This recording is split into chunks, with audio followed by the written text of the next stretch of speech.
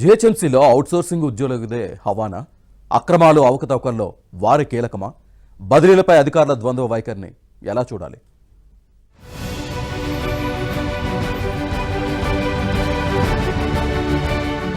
జీహెచ్ఎంసీలోని majority విభాగాలలో outsourcing ఉద్యోగులదే హవా నడుస్తోంది. డేటా ఎంట్రీ ఆపరేటర్లు, అటెండర్లు, ఇతరత్ర విధుల్లో చేరిన కొందరు ఉద్యోగులు సంస్థల్లోని అన్ని తామై వ్యవహరిస్తున్నారు.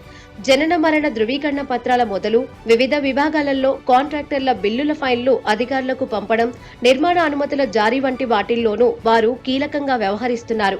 10 నుంచి 15 ఏళ్లకు పైగా ఒకే చోట పనిచేస్తూ ఉండడం ఇందుకు ప్రధాన కారణం. కొత్తగా వచ్చే అధికారులు ఆపరేటర్లపై ఎక్కువగా ఆధారపడుతూ ఉండడంతో వాళ్లు ఆడిందే ఆట, పాడిందే పాట అన్నట్లుగా పరిస్థితి మారింది.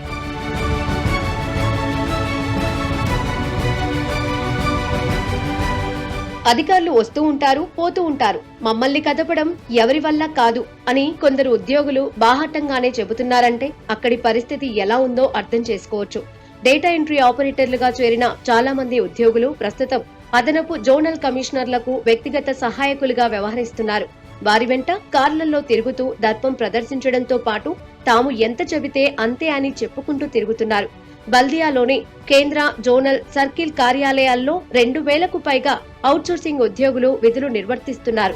వీరిలో డేటా ఎంట్రీ ఆపరేటర్లు 800 మంది వరకు ఉంటారని ఐటీ విభాగం వర్గాలు పేర్కొన్నాయి.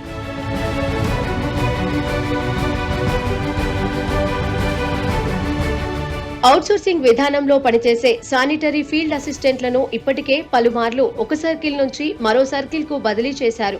వీరిని బదిలీ చేస్తున్న అధికారులు కార్యాలయాల్లో విధులు నిర్వహించే డేటా ఎంట్రీ ఆపరేటర్లు, ఇతర ఉద్యోగులను ట్రాన్స్ఫర్ చేసేందుకు సాంకేతిక, న్యాయపరమైన ఇబ్బందులు తలెత్తుతాయని సాకులు చెబుతున్నారు. అవుట్సోర్సింగ్ ఉద్యోగులను బదిలీ చేస్తూ ఉత్తర్వులిస్తే వాటిని రుజువుగా చూపుతూ పర్మినెంట్ చేయాలని కోర్టుకు వెళ్తారని ఓ అధికారి చెప్పారు. ఎస్ఎఫ్ఏల బదిలీలలో జరగని న్యాయపరమైన ఇబ్బందులు ఇతర అవుట్సోర్సింగ్ ఉద్యోగుల విషయంలో ఎందుకు వస్తాయంటే సమాధానం దాటవేస్తున్నారు. కొందరు ఉన్నతాధికారులు తమ వద్ద పనిచేసే వారిని బదిలీ చేయవద్దని ఒత్తిడి తీసుకొస్తూ ఉండడం వల్లే ఎక్కడి వారిని అక్కడే కొనసాగిస్తున్నారన్న ప్రచారం జరుగుతోంది.